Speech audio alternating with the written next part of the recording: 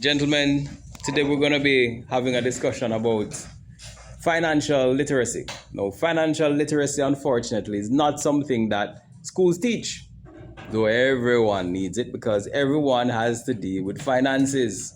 So, whether you get your lunch money or you get an allowance, for those who are fortunate enough to get an allowance, or even for when you graduate and you start working for yourself or working for someone else, you're going to have to know something about money, right, Amir?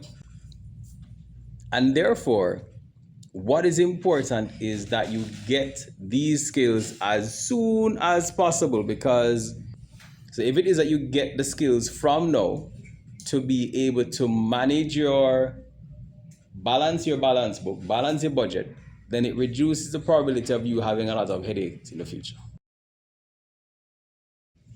All right, so let us talk us through what's happening here. Okay, so before you start stroking, you make sure to press his arm, both of the arms on your chest, right?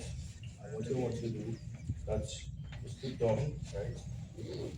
Slide your head out of his reach. Bring his arm out. All right, good. Right now, when we explain. Two arms on your hands. Bring to the side. Down. Come on, that's push up. Nice. Because if you have it too low, the guy can punch you in your jaw and you can knock out and fall on the ground.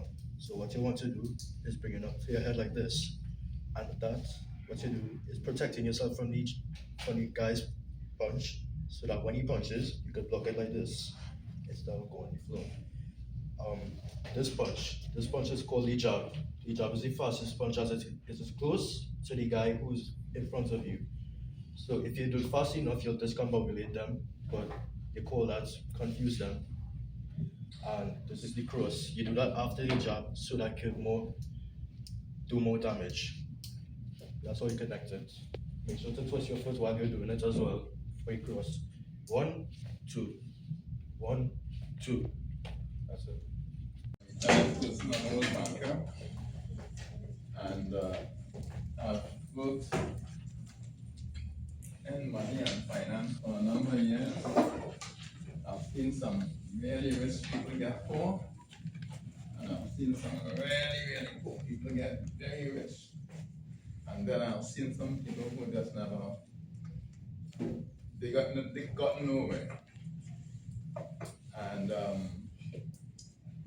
the whole idea of financial literacy is to provide you with some tools, some skills, so that as you progress through life, you won't find yourself going on a roller coaster. You go up one day and then the next day you go right down, and you go and make a bad investment and you lose everything, and so on and so on. Or a bad wind pass and you lose all your property. All those kinds of things have to do with financial investment. Or you get married and you get divorced. That is something that will affect you when you think as you're most secure. So I will start by telling you what financial literacy is. It's a set of skills really that you will develop over time, some through sessions like this, some through experience at home, some through formal training. It's a set of skills, and as Mr. Brown has said, the sooner you have these skills, the better off you are, right? And I just would like to sort of go down to where we are. Like my young fella here, he's probably about 10, and he might have been doing stuff around his yard to earn a little money. He might have been planting a little garden and selling some stuff, or he might have been delivering papers, or he might have been helping in a shop. And all those things have to do with what is normally referred to as earning money, right? So in a way, you all would learn to earn money very early in your life, right? Not formally, not because you have a real job, but because you realize the value of money and because you want to have some of your own. So you would do a couple things, you know, your parents would give you, when you're young, you will get a little dollar or two when you lose a tooth. That's what the babies get. And you get old and you start getting birthdays, you start getting little, you know, monetary gifts. You learn that early. And then as you progress in your life, you're getting up to 8, 9, 10, you sort of looking to get things on your own. You might see a nice car you want, you might see a nice shoe you want to get. So you will start saving that for yourself from your little money that you earn. And that is where you will take on an additional skill. And you become kind of middle-aged, and you become old. So at all these various stages, your life cycle, you have different sorts of needs. When you're a young teenager, you may be, you know, free, you may be happy, you may be just want to buy a new sneakers or buy some clothes or whatever it is.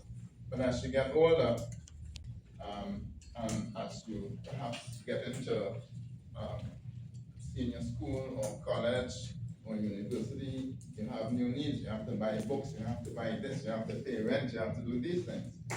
All these things are what would come up for you at that stage in your life. When you get past that stage, you get you're out of school now, so you want to get married, so you start looking at getting a job. Then a job don't go without a car. And you want to get a car, but you don't have enough money, and then you have to get into debt to borrow some money to get a car. Then you, sorry? Yeah. And these things spiral. You get a car, you're gonna get a girlfriend. You get a girlfriend, you're gonna start talking about maybe getting married. So you go through all these phases in your life, and all these phases will ask you to properly assess the financial impact of what you want to do. And so you will find yourself repeating these skills, applying these skills all the time in your life. And that is why Mr. Brown has said, the earlier you learn about them, it's better for you, because at every stage in your life, when you have to make these decisions, these financial decisions, you're gonna have to go through that process. You're gonna have to go through that process. You're gonna have to go through making a financial, setting some kind of financial objective, making a budget. You're gonna have to go through trying to see what is my objective here. Do I want to save money, or do I want to buy a car, or do I want to save for a house, or do I want to save for a wedding? What is it that I want to do? What is my objective? And after that, and you start to get your objective, then you have to start to manage it, and so on and so on and so on. So that is the relationship between your own life, your life cycle, and financial management. Financial management provides you with the tools to manage your life, your financial life at all stages of your own development. But it demands what is your goal? What is the goal you want to have? And when you could answer that question, then you realize that there is some sort of objective inside it. So yeah, so you will find inside there where you want to go will give you an objective. So you have an idea of, well, I want to fly from here to there, or I want to buy X, or I want to buy Y. And then you ask, how much of, or what will Y cost, and how much do I have? Do I have the resources to buy it? And then you will probably find that you either have it or you don't have it, but in any event, you have to plan for it. So that answer to that is going to sort of give you a financial target to look forward to. And then you have to ask yourself, how are you gonna get these resources? How am I gonna get these resources that I need for this thing that I want to do, this journey I want to make? And the first thing you wanna do is look for a job or find something to do around the yard to help your parents to get some money. And tell them, or sell papers, or make a garden. That's where your money is gonna come from. And then when you have your money, you have an income.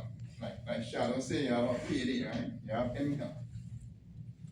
And after you have income, then you have to decide how I'm gonna spend this thing. And that skill is called budgeting. And what budgeting is you get a piece of paper and you write down on this piece of paper, how much money do I really get on a monthly basis or on a weekly basis. I get $5 from the garden, I get $10 from selling papers, I get $15 as an allowance from my parents, I get that, and you put that down, that's only income, you put it down on a piece of paper. And then you write down your expenses, right?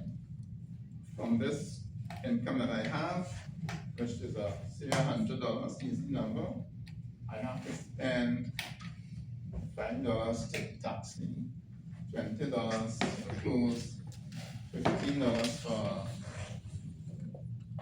food, and 25, so it means that you have $65 left. And then you have to say, well, $65, that's your free money. You don't have to spend that anymore. You have nothing else to really do. But maybe I want to go on to the cinema twice for the month. And the cinemas cost me $5 at a time, so like $10. So you go down from 55 to 65 to 55. And after the cinema, you may probably want to buy something else. Another $5 gone. So you're down to $50. What do you do with that $50? And that is where the savings part of it comes in. Some people will just have it there and throw it away. Some people will, I don't mean throw it away literally, just have it there, and if something else comes up, they spend it, right?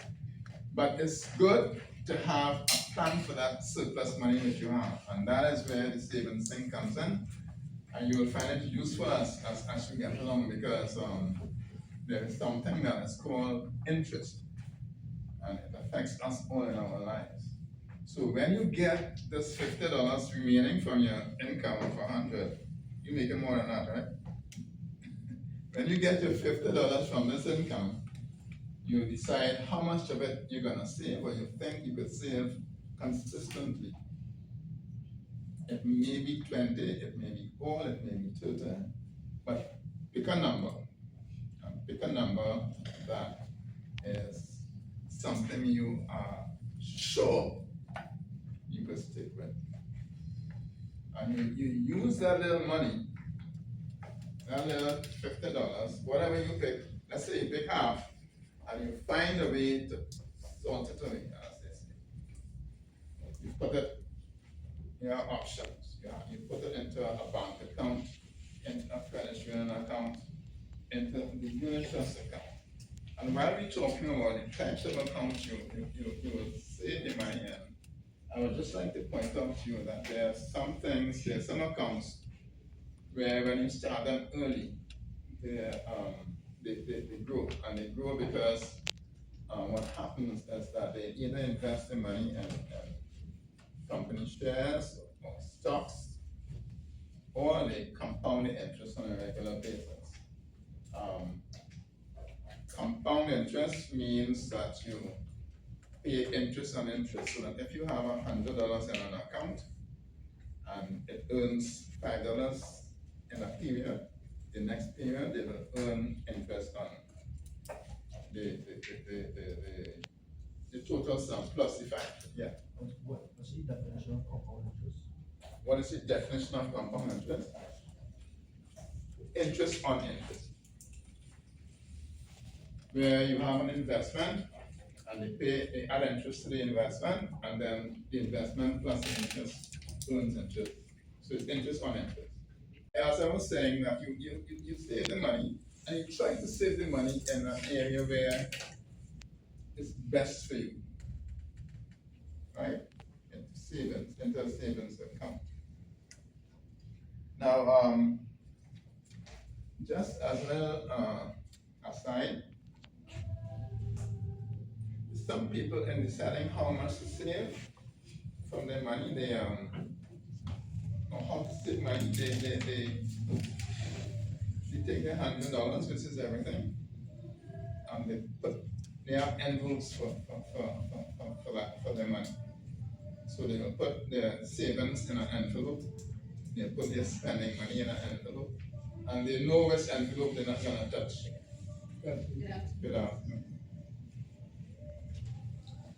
They know which envelope will not be touched, right? So that it's a way of doing it in a practical way.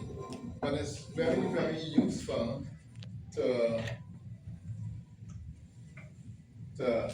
try to establish a relationship with a financial institution. Because what happens is that you also benefit from the advice of these people.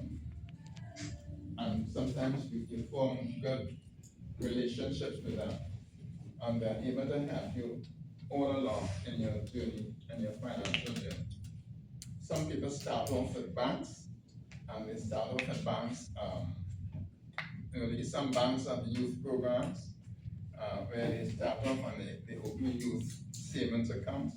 The Unit Trust has a starter account for young people. That is very good because that is one where the benefits come from, and where you are allowed also to convert these little savings accounts into what would be investment accounts at some later stage when the accounts get bigger. And believe me, if you start early and you allow them to grow, you don't touch it, they will get bigger in the same way that you get bigger and that you grow. The more size you put on is the same way that you will find that your account will grow. Both based on the same principle. Right? So the key to saving though is to have a proper budget and to have a good number that you can commit yourself to. And when I say commit, I mean that in good or bad times, you're gonna just not touch this money. Balance your savings, right?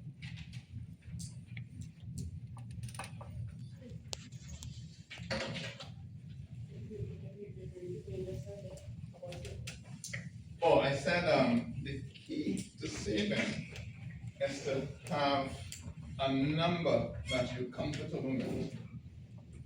So that if you decide that you want to save $25 every month, that number you must be comfortable and sure that you will save this $25. And once you pick the number, save it every month.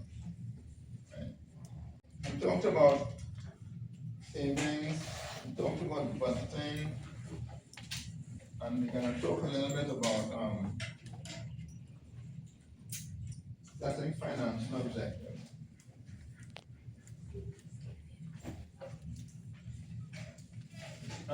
Financial objectives, quite apart from savings, which could be a financial objective. Right? Financial objectives have to do with the things that you want to do for yourself that will cost money. Right? So you may find that at this stage you may not have too many of those because sometimes your parents or your guardians or your caretaker will help with those financial objectives. But you won't always be this fortunate. You will have at some stage to start setting objectives for yourself. And those objectives would have to do, come back to your life, stage in life that you're at. So that if, for example, you are going to a senior school and you have to move out of home, you may have an objective of earning so much money to be able to pay your way through school. Because sometimes, you know, you don't go to school sometimes in the land you're born. You all might leave here to go to school in Barbados or United States, and you have to start thinking that, well, how much is this gonna cost me, or how much is it gonna cost my parents? And how could I contribute to it? So you set a financial objective around that. So that what some people do is they say, you know, I am 40 now, if I do well in my exams, I will probably want to go into college, and I'm looking at going to Barbados. I have to start researching how much that school is gonna cost. I have to start researching how much it's gonna cost to live there, and this is what it's gonna cost me to go to Barbados to further my education. It's gonna cost me, let's say, $20,000. How much do I have? Maybe what? How old am I? I am 17 or 14. So when I get this money, $20,000 in this 6 years that I need to get this money, $2,000 a year, how am I gonna get it? You bust your brain and you find a way to say, well, if my objective is to get $14,000 to go to school, and I have to get it $14,000 over the next 6 years, then that is a certain amount of money per year, and I now have to go back to my earning thing to see if I'm doing enough to get that money to afford this thing, so that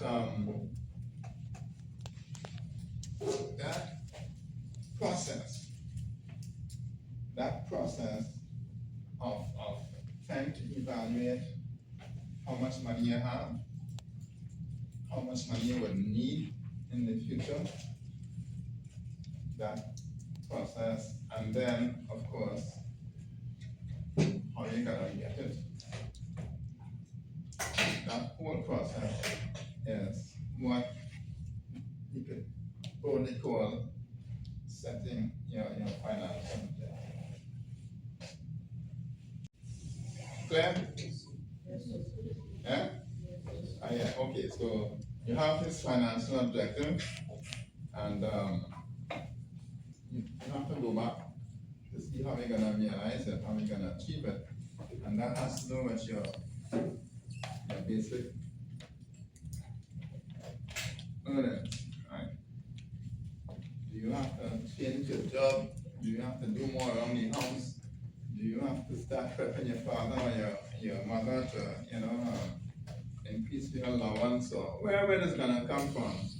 You have to start looking at that and trying to see how you're gonna get this objective achieved.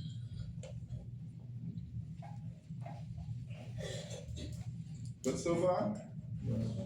So you're going through life, and you're going through, right now you're in college, because you've achieved your financial objective. You're going to college, you're pursuing some sort of post-secondary training, and then you come back and you land a bigger job, or you land a job, and you have to move around, and you want a car, and you have a place. You're no longer in your parents' house because you're out there for a couple of years in Barbados. So you're smelling yourself, you're a big man now, and you want to get an apartment, and those things are costing. just start work. You have a good job lined up, it's gonna increase your income. But you don't have the income required to pay for this car that you want. And maybe not even to pay for the apartment you wanna rent. You may decide to stay at home for a couple of months until you get enough money to pay down on the apartment, but the car is right away because you're living in San Fernando and the big job is in Mayaro or Togo, right? You must have some form of transportation, and the public transportation is not reliable enough for you. And if you go to the job too late, you're gonna lose your work and you don't want all that. So you have to get a car. Therefore means that you have to get into what is called debt. You have to borrow money. Okay? Some people might borrow from their parents on a no interest basis. Some people may get money from a relative as a gift, but 9 out of 10 times, your parents or your relatives are not in a position to just gift you a new car or, you know. So it's all gonna affect somebody's financial position, and usually somebody has to incur debt. And what do you want to do with incurring debt? You want to ensure that, first of all, when you get into incurring debt, that it is worthwhile. In other words, you're not gonna just go and borrow money because you have a big job and you can borrow money. When you're buying shipping, you want to make sure that you are building what is called your assets, your asset base, so that when you take your hard-earned money and you put it into something, that it brings you value. And it's not a wasting asset, what they call wasting assets, which incidentally is what a car is. It's a wasting asset, and the reason why a car is a wasting asset is because 9 out of 10 times, it doesn't bring you anything up, apart from facilitating your movement and so on. It doesn't bring you anything of any value. The time you take the car out of the showroom, it becomes a used car and it loses 25% of its value every year. That is why some people, in order to maintain the asset value on their personal assets, they try very hard to not keep cars for very long, because the longer you keep it, the less valuable it becomes. People would come and the first thing you sell in your car, the first thing you want is how many miles has it done, or what's the series. That has to do with the fact that these cars are what is called wasting assets, and they lose value over time, as opposed to something like some land or a piece of. Yes. Go ahead. I thought when something gets old, and like not much of it's good, right? It gets more expensive. So the prices. Your question is that you thought that when something gets older and it's working, and it's more valuable. If it's older and it's hard to get one of the things working, Yeah. and that tenant,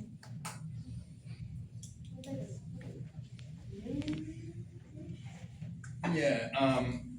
I think that you mean that if something becomes rare as opposed to old, because if something is scarce, it's rare and it's scarce, the value does in fact go up. So is that what you mean? Yeah. Yeah, you're correct. If you have an asset that is old, it's an old asset, but it's also rare. It's not easily available. Like an And antique people car? want it. Right? You're referring to like an antique car? Antique cars? Yeah, well, antiques would fall into that category. Because you'll find that they're old, but they're rare, they're not around, there are many of them. Sorry, yeah. Yes, so, people buy cars to get around, right? And different reason, sometimes you have a car to get to work. And sometimes these people always have to go to by themselves, they don't have anything they want to buy a car. So, what I'm saying, trying to do is that instead of these people buying a car, which costs more hours of money to go somewhere, you can just use public transportation to lower the cost of when you have to spend, and put the gas prices and all that kind of things. You are very correct, and that is the case in many other places except Trinidad, so that when you're making your plans, that is a consideration you have to take in mind, because and it could be that there's a trade-off between using public transportation system and your job performance. Public transportation system is reliable, and you're not arriving at your job on time, and it will affect how you do your job and all that sort of thing, right? So you will have those kinds of trade-off, but all those things are factors, very, very valuable and important factors that have to be considered when you are deciding to to get yourself in debt, because debt is something that must be repaid, and invariably you have to pay it back with interest, right? So it's gonna cost you, and you don't want to get yourself into a commitment that you cannot maintain. So we're talking here about debt, and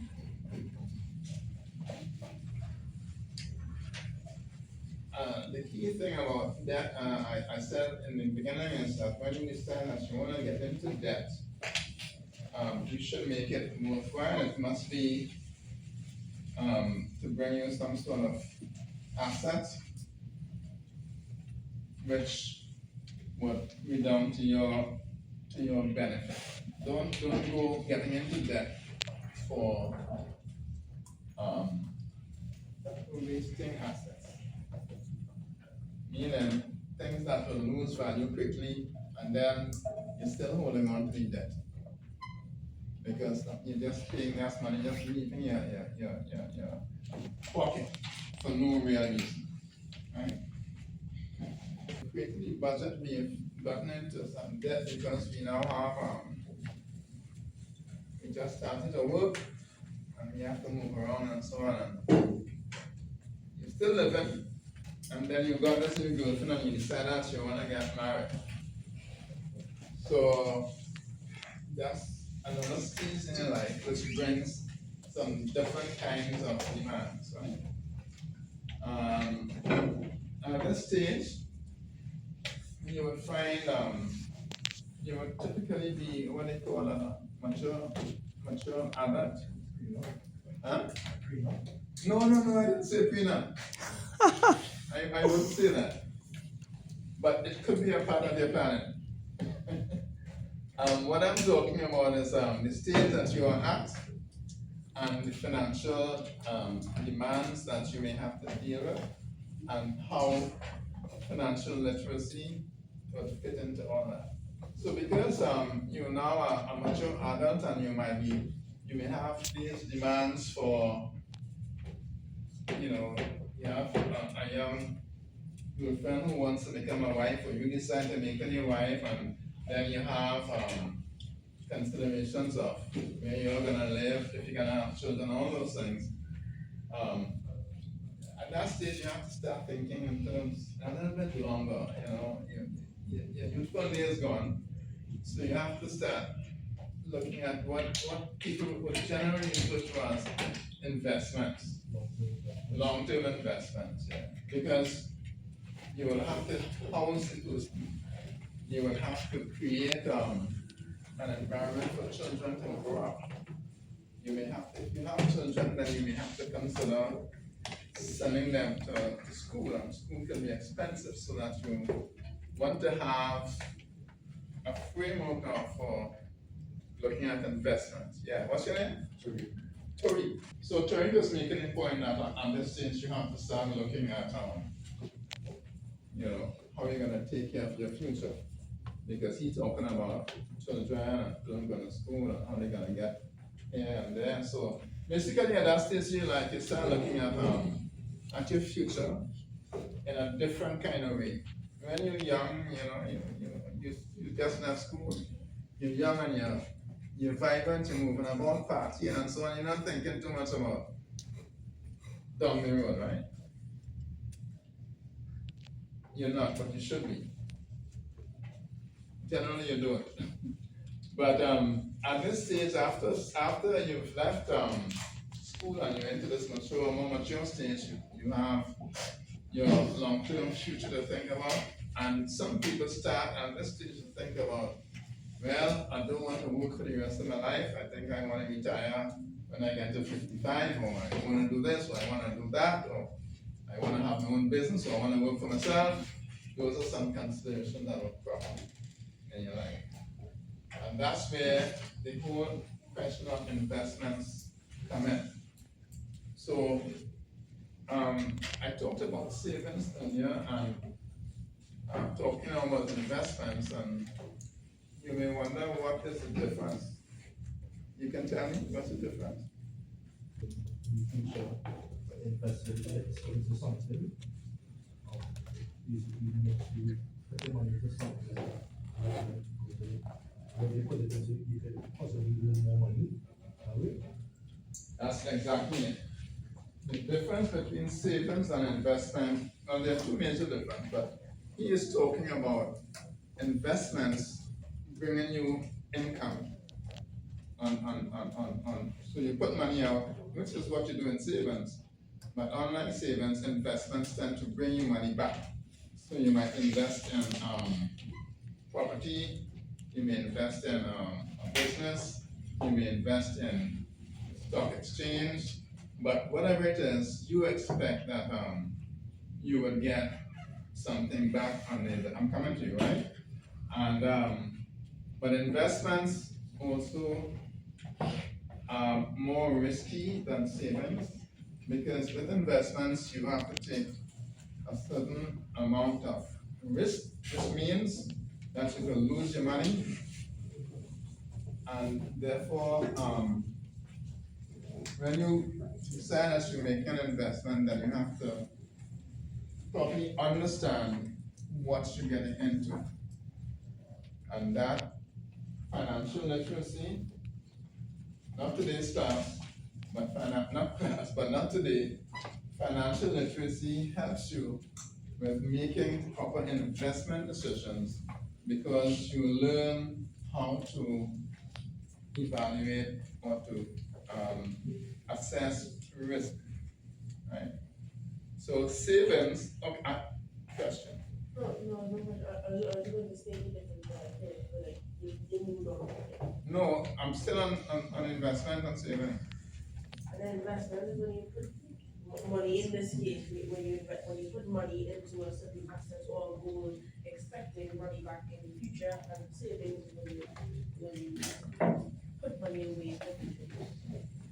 Savings is, yes, it's for future use, but for future use in the immediate future. Investments tend to be longer term future, right? And one of the major differences between investments and savings, apart from the risk element of it, is that you don't take very much risk with savings. You know, usually it's money you put in the bank and, or money you put in the credit union and it's there, you can go and it's, available to you. It's not tied up for any long time. You could always get it back. And in our society and in most societies, most governments have some sort of protection in place for savers that qualifies.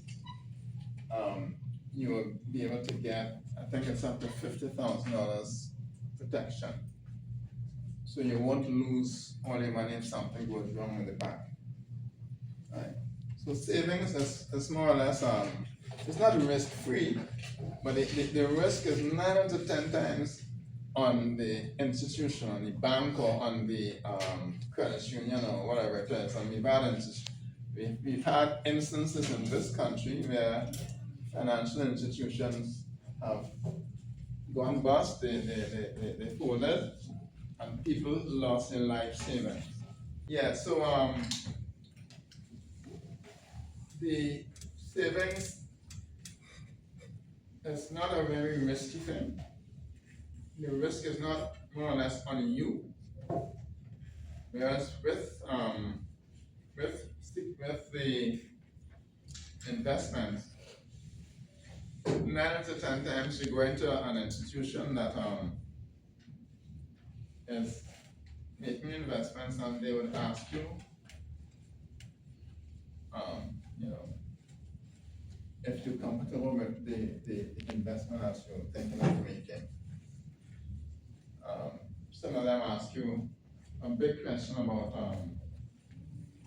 how much risk you want to take on, because investments are risky and the risk varies.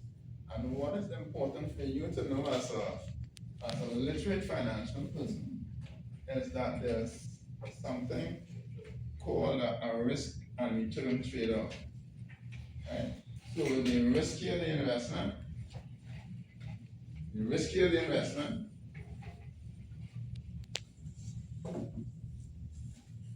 it for me now.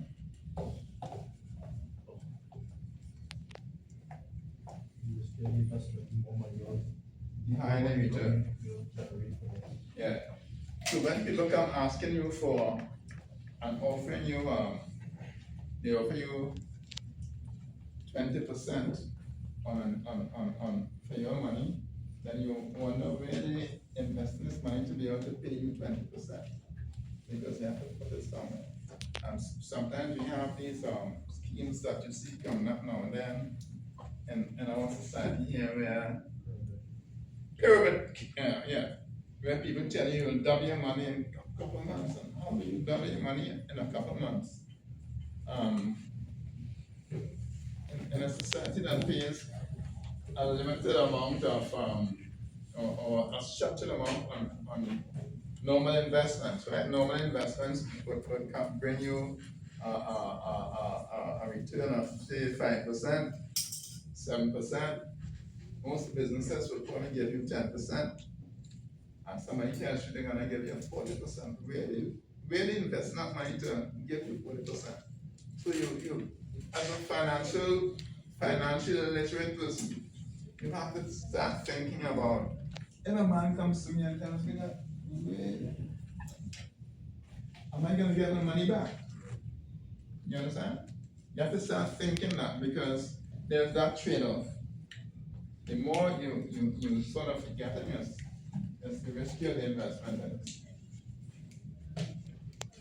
If going to short-term debt and we enter investments and we looking to make long-term investments, and you are going to perhaps look at real estate and mortgages and things of that nature. And what I haven't said to you, and which is important, is that at this stage, you start thinking of what should happen to my family if anything happens to me. And, or you start thinking of what am I gonna do when I retire? so that you start thinking of mortgages, you start thinking of things like annuities, which are life insurance or insurance policies that pay a pension. Not yet. Yeah, you start talking about these mortgage, you're protecting your assets and you're protecting your family by buying insurance. You're securing a better retirement by buying annuities, which is a kind of insurance policy that has a tax advantage or a tax benefit.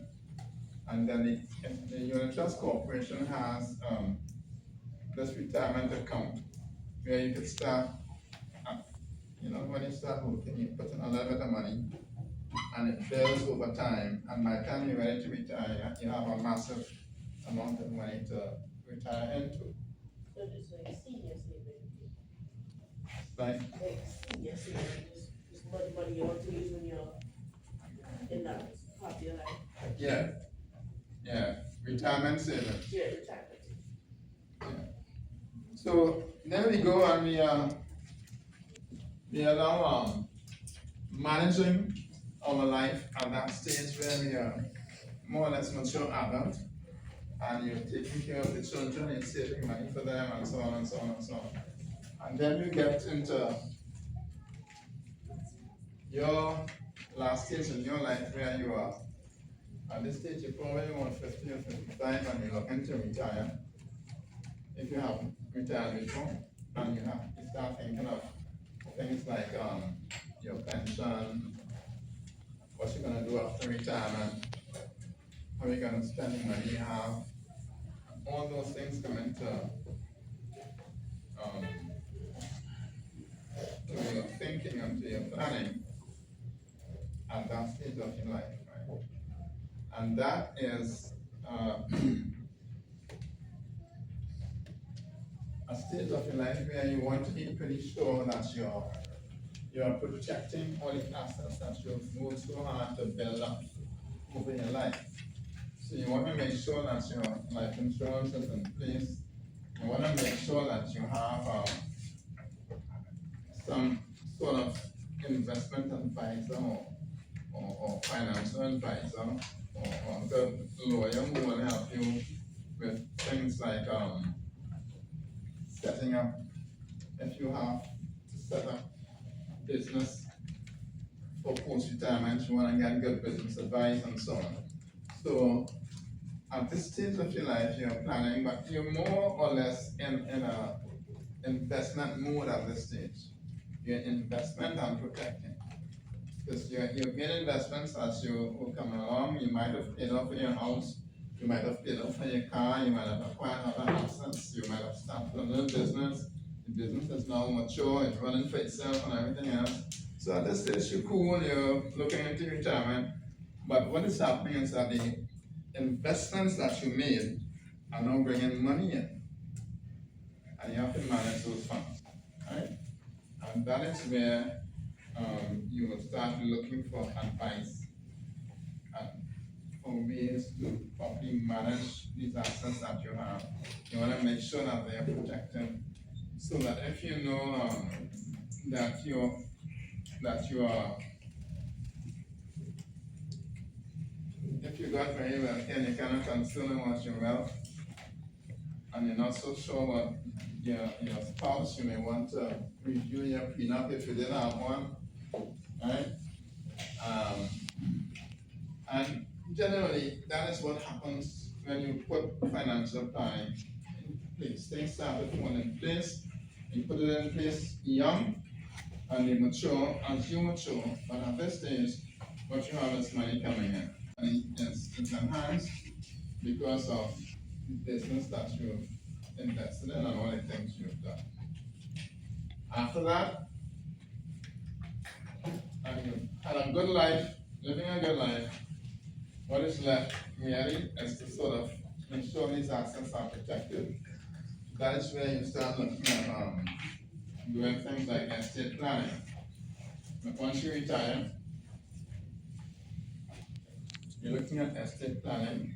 Estate planning being how you will use your estate, your assets, and finally, because you know you're gonna die, how are you gonna distribute those assets after you go? So it's a sort of comprehensive plan. Financial literacy provides you with a framework that can apply to your life at all stages. You will use different aspects of it, different skills at different stages, but you may find yourself repeating some skills at all stages, especially those skills that have to do with budgeting. A budget is something that you're gonna find yourself getting deeper and deeper into because as you may find that as you progress and life gets better for you, you will have more assets to manage. Then you have to start looking at your budget in a different way. You want to see which assets making money for me, which not making money for me. If you're happy with it, And question? Are there any investments you made that are just now coming back to you and anybody is now coming back to you? Yes, I made investments in stocks. I made investments in bonds. So these things bring money on our, most times half yearly basis. And yeah. What is the riskiest investment that you made? Yeah, boy. The riskiest investment I made is getting into real estate, into tourism really, and then tourism took a nosedive. So I lost on that investment. What you use? I lost the property. That's a lot of money. But investments are risky. So that when you're making investments, you have to be sure that you read the investment environment properly. And there are studies that people go to study that, right? Business, people study business and investing is a part of it. Sometimes, you think you see everything and you plan for everything, and then it doesn't work the way you plan it. So, and did I talk to you about protecting your assets? I must understand that, right? You must ensure that whatever you're doing, that you have your assets protected. Because it's risky, and you can't live your life. You're not gonna be in an egg all the time, right? Sometimes the egg will get cracked. So you have to be sure that whenever the investment, if it goes bad, that you have some sort of protection in place. I listed down here some terms that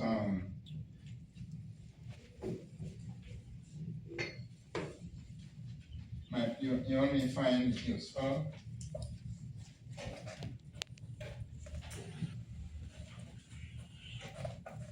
You all know what assets are?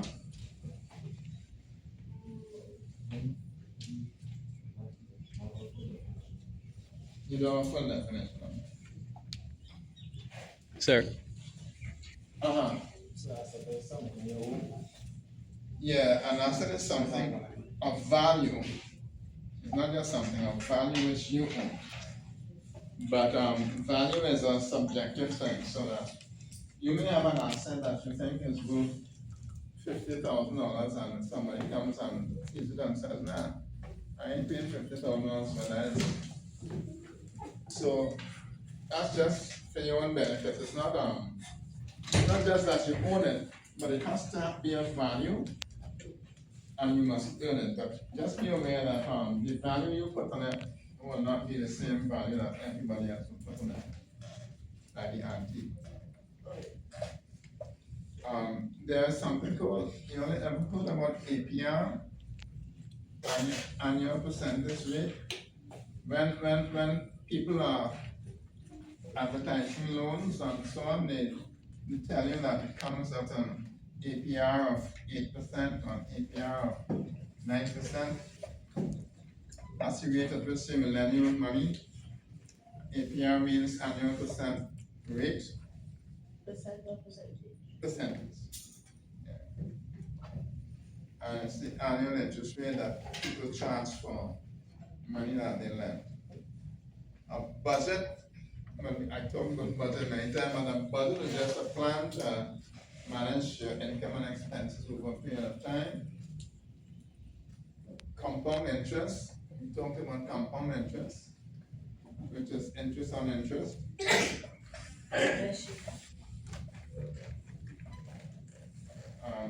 Where interest is added to the initial investment and compounded over time, which means that they add it on, and compound interest is a very interesting phenomenon, because if you put money into a deposit account, you can work out how much it will be worth in the next 10 years by applying this concept of compound interest. So that money has what is called a time value. And it's very useful, that same concept of compounding interest.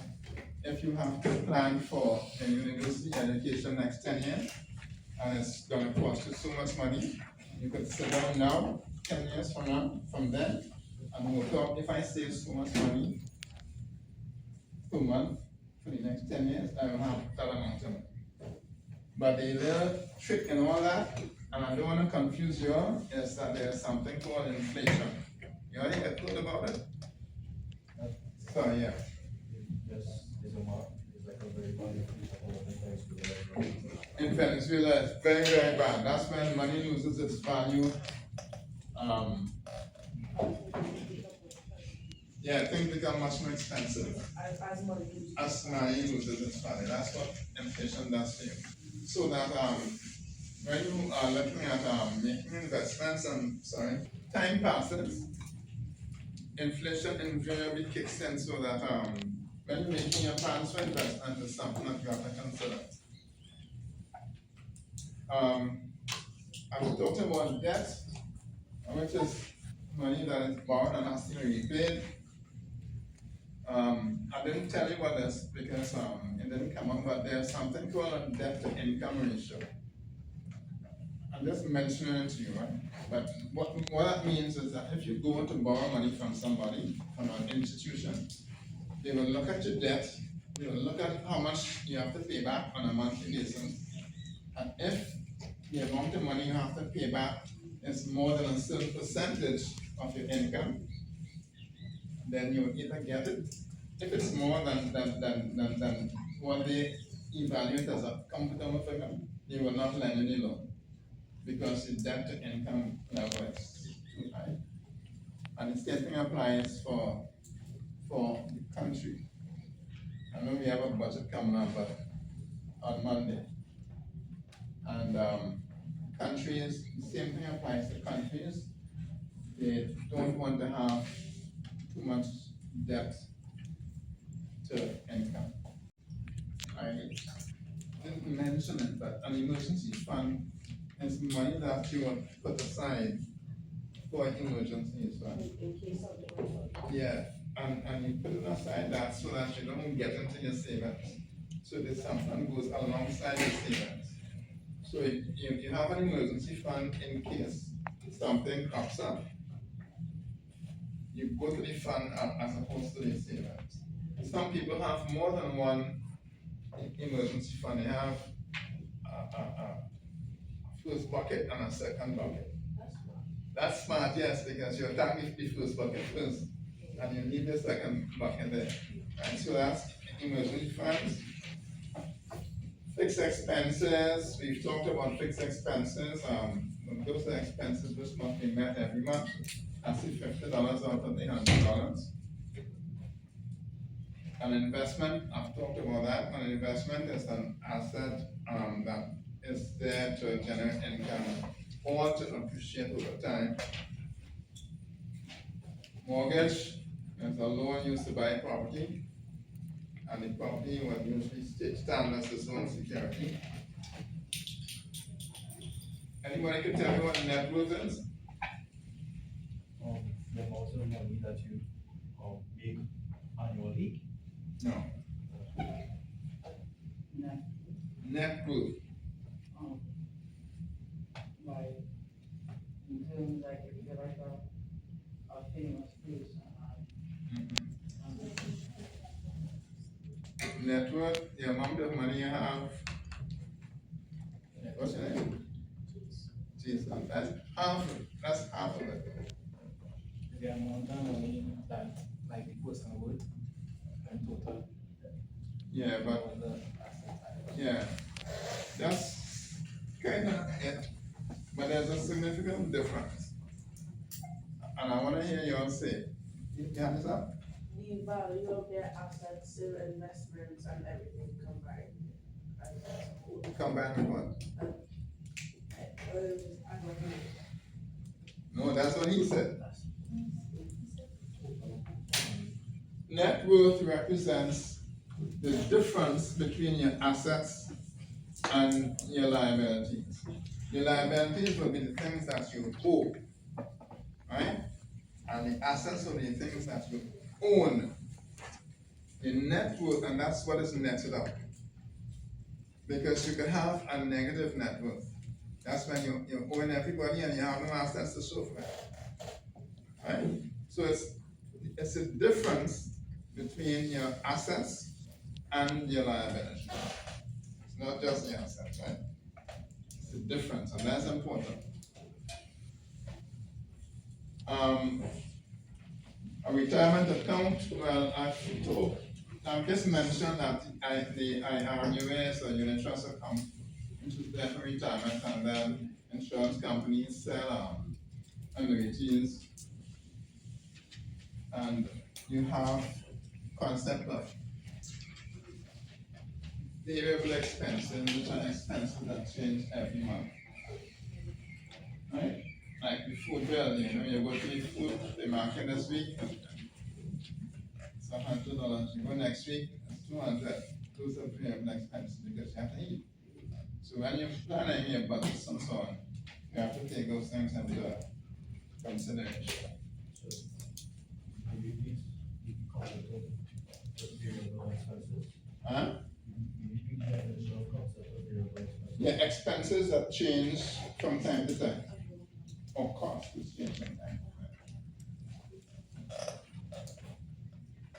So, that's it. Questions? Jason?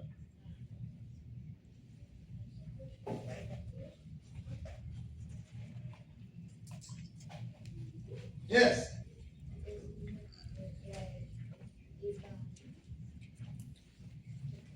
Net worth, Jason is asking, is net worth with value? Yes, it is. It represents value, but the value it represents is the difference between what your assets are valued at and what your liabilities are valued at. So that's the net part. So if you have assets that amount to, let's say, $100, and you have liabilities that amount to $50, then your net worth is $100 minus $50. That would be $50. But you could have assets at $100 and liabilities at $200, and your net worth would be $100 but negative, because you have more liabilities than assets. So for you to have a positive net worth, your assets must be more than your liabilities. For you to have a negative net worth, or to be a man of straw, your liabilities must be more than your assets. Okay? No more questions? Well, just would like, do you have questions? No. Yeah. Just would like to thank you all for listening and for providing me with the opportunity to share with you what I have learned over all the years. Thank you.